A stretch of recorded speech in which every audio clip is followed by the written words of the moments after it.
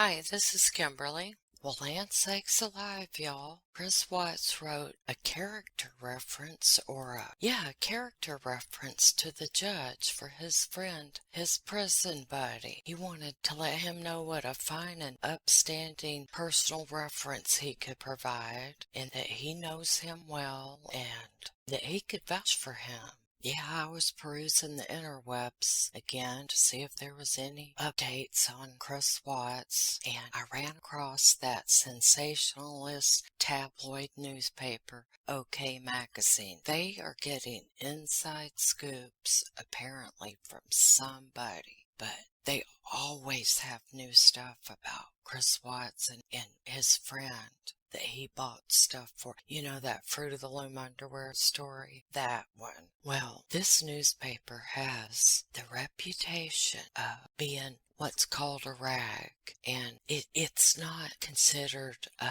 to be considered of particularly good quality. You know, some people say rag, meaning tampon, sanitary napkin, stuff like that. That's not what I'm talking about. So Chris Watts has been going into that law library. You know what that would remind me of? Back in 4th grade. And those boys on the bus would say library instead of library. Used to drive me up a damn wall. Even back then I was a stickler. Stickler. I insisted on proper pronunciation.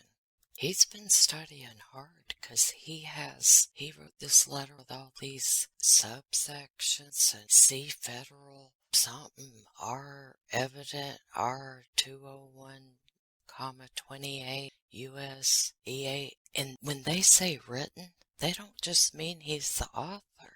He hand wrote it.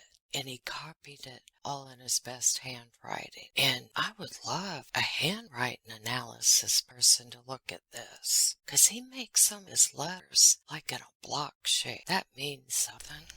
Chris Watts submitted a handwritten letter to defend his closest friend and neighbor at Dodge Correctional Institution. OK, which is one of the higher echelon newspapers, has obtained a copy of an affidavit that was written by Watts and then filed in court by Dylan Tallman himself in one of his lawsuits against the staff at the facility. In one of his lawsuits against the staff.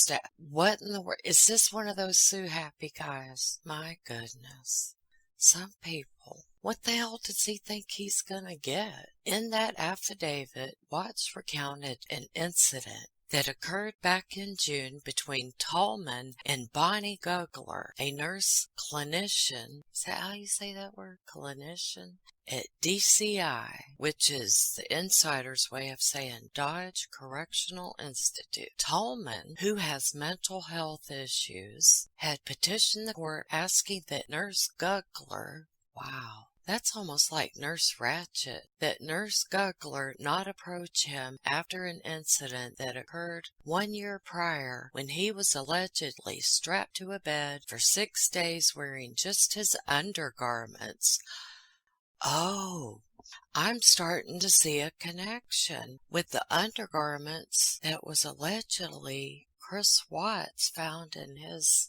He has a thing about undergarments. You know, some people like being strapped to a bed wearing just their undergarments, but that's something they do in private. Apparently, it's one of his mental health issues. Tallman claims that the medical staff ignored him until he had to be rushed to the hospital from a self-sustained injury that bled out for so long he required a blood transfusion. My goodness, that sounds serious. Don't they call that a suicide attempt? Tallman, 28. See, he's immature. He's just a young fella. You know, boys don't mature until they're at least in their mid to late 30s. Watts is getting there finally. Tallman, 28, has spoken about Watts, 35, like a big brother and protector. He did his best to carry out that role back in June as he monitored the situation with Tallman and later put it all together in an affidavit. Oh my goodness. Watts did say that God had a purpose and a plan for him. Maybe this is that plan. He put him in the prison to be there during that incident in June, which has now been recounted in an affidavit. That filing stated, it sounds all official too, on the 18th day of June 2020 between 8:20 p.m. and 8:30 p.m., wow, that's narrowing it down to a 10-minute time frame. Nurse Gugler arrived on the unit to give Dylan Tallman his medication. Dylan Tallman is in cell 13 and I am in cell 14, so they're adjoining cells. Probably not like those adjoining rooms you get at a motel, those motels right off the interstate, but they generally only have 1 or 2 stories. But anyway, Dylan Tallman is in cell 13 and I am in cell 14. My positioning was near the front of my cell as I was about to rinse out my bowl. His toilet bowl or his food bowl or his sink bowl?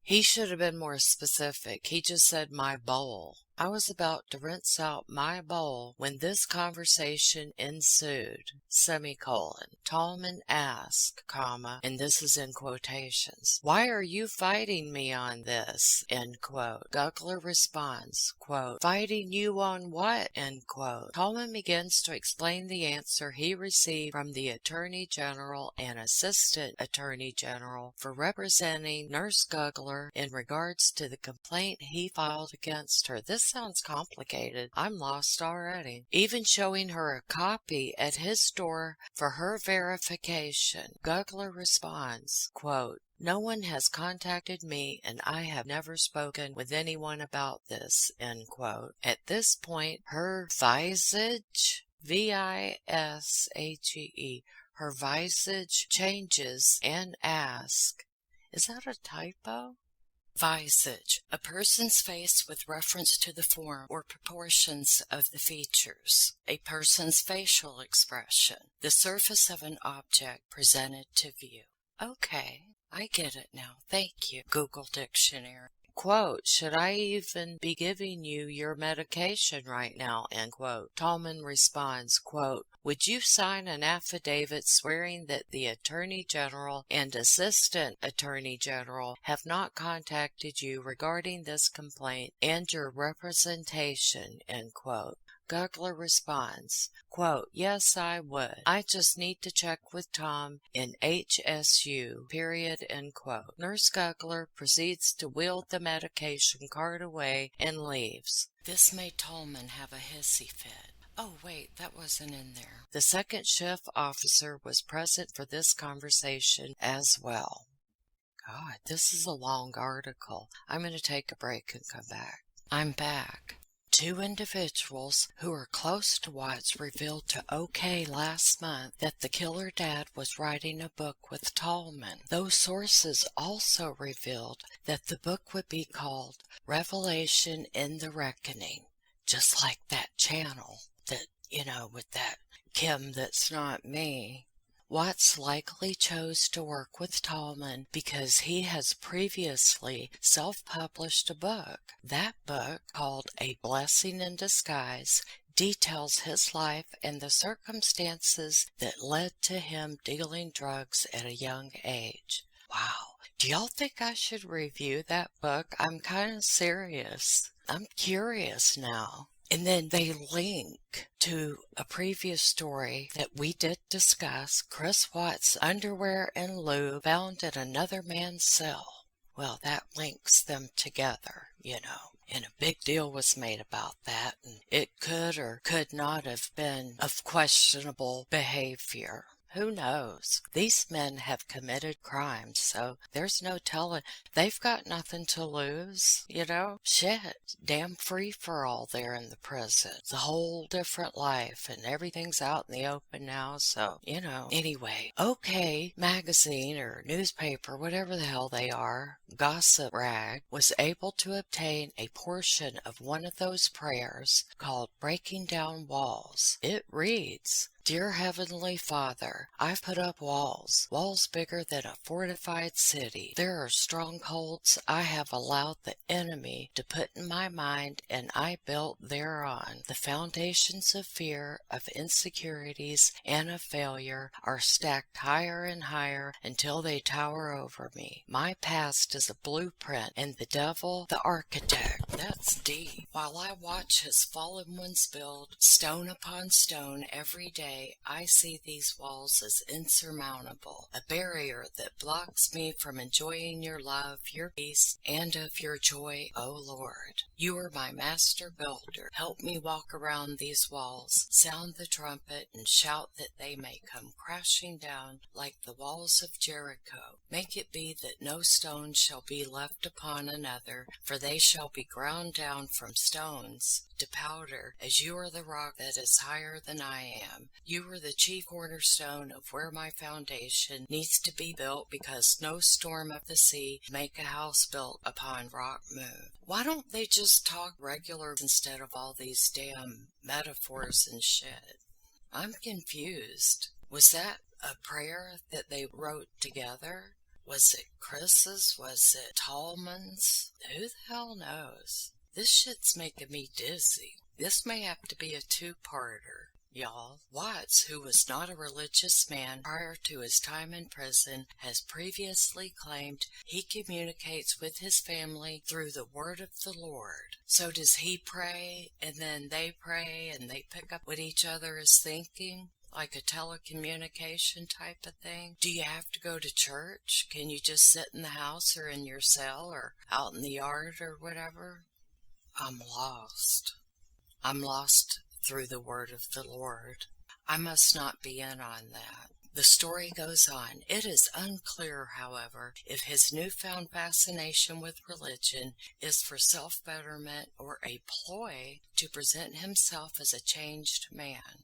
It goes on to read, he and Tallman found themselves in trouble after a number of Watts's toiletries were found in the other man's cell. The incident occurred in July and resulted in Tallman being punished for unauthorized transfer of property, unauthorized forms of communication, and possession of contraband miscellaneous. Watts was also punished, losing his phone privileges for 2 weeks and being banned from purchasing goods at the canteen for 30 days. Why are they reporting on this other story? Chris Watts speaks to family he murdered through prayer. Oh God, I don't think they want to hear from him, honestly. Tallman has a lengthy history of infractions at Dodge Correctional Institution. He is currently suing multiple employees at Dodge, which is how the Watts incident came to light. In one filing, Tallman writes that after a corrections officer told him he was not going to heaven, oh my goodness. After a corrections officer told him he was not going to heaven, Aw, that's mean. that Watts had to calm him down for an hour. I think they need to break ties, honestly. He has said, I'm guessing they mean Tallman, has said in legal filings he will drop all of his complaints if the state will agree to transfer him from the maximum security prison to a mental health facility. He has been in and out of prison for most of his life, though the 27-year-old inmate has never been charged with a violent felony. Instead, he has been sentenced on charges involving drug possession, retail theft, less than $500, and a single count of arson. They make it sound like by it being a single count that arson's not a big deal. It's a big deal where I come from. You don't go around setting shit on fire. Tallman says in a separate filing from another lawsuit that he and Watts are actually working together on 2 books. He also points out that these books are religious and says that this is why the 2 men cannot be homosexuals. Quote, "We have books coming out on Christianity. How does a man of God condone homosexuality?" End quote, wrote Tallman. That seemed to be referencing a Daily Mail interview with his fiancée about his sexuality. Quote, "Reports suggest the discovery of Watts' petroleum jelly and underwear in Tallman's cell showed the 2 were having sex while in prison," end quote, read the story in the Mail. See how petroleum comes into play, too? Don't you think that's a bit odd? It is not clear where those reports came from. However, as the Mail chose to lift that reporting without crediting any source or outlet. See, they're trying to show how they're more on the up and up than the Daily Mail, because they credit their sources as an insider at Dodge Correctional. Tallman is now out of DCI and in a supervised living facility, while Watts remains behind bars after being sentenced to 5 life terms without the possibility of parole. And we know why, so I'm going to skip that damn part. Isn't it a shame that the buddies have been separated?